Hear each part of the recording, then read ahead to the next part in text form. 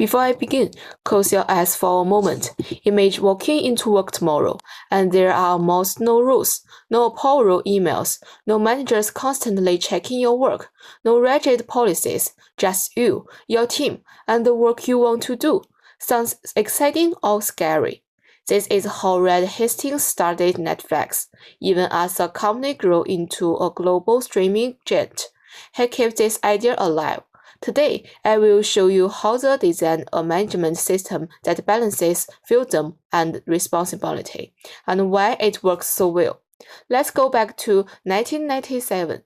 Reed Hastings and Mark Randall founded Netflix as a small DVD rental company. They mailed DVDs to customers, avoiding traditional video stores and late fees. In 2000, Netflix launched its online DVD rental service, making it even easier for customers to rent movies without leaving home. Then came 2007. Netflix launched its streaming service. Suddenly, people could watch movies instantly online.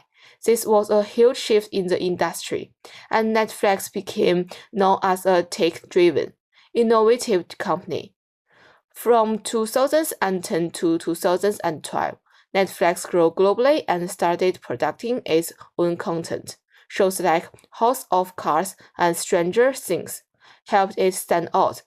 And now, to help everyone have a more intuitive understanding of how Netflix started, here's a video.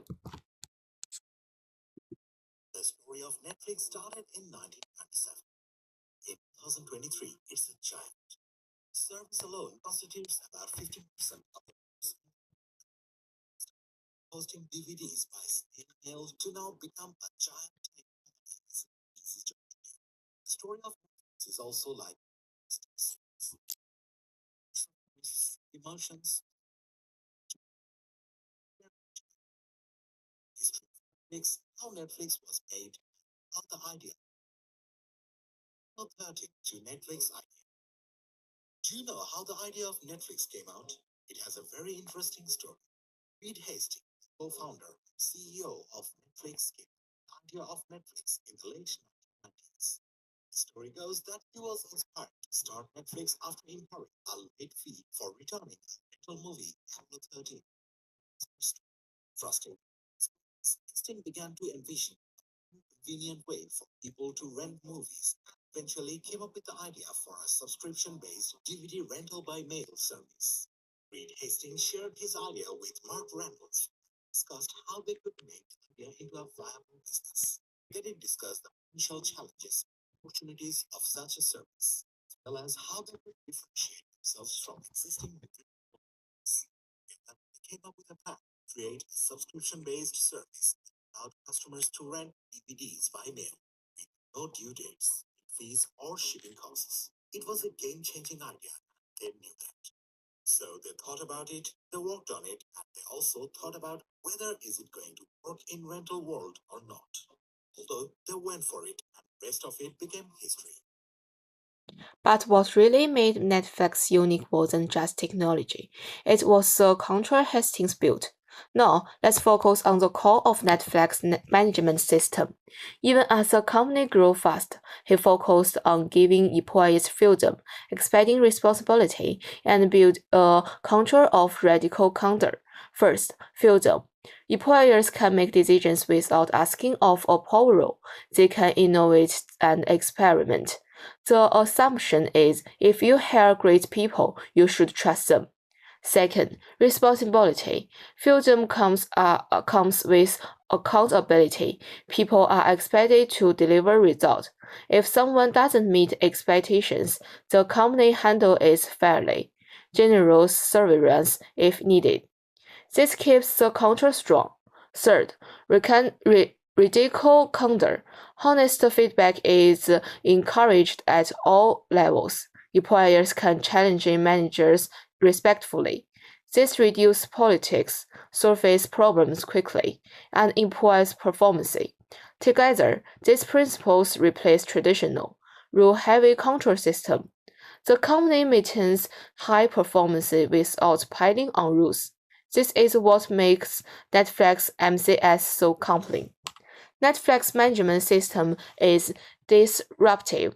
Because it challenges traditional ideas of control. Most companies increase rules as they grow. Netflix removes rules. That already goes against standard management logic. Next, Netflix pays top of the market, but at the same time, they keep only high performers. This keeps teams efficient and motivated. Finally, teams manage themselves. Employers make decisions fast, without waiting for layers of approval. This keeps Netflix agile and creative. Now, let me ask our CEO and board a question. How many of you believe that Netflix can continue reducing rules as the company becomes even larger and more global? This is a challenge Netflix brings to the world. It requires leaders to fully trust their people.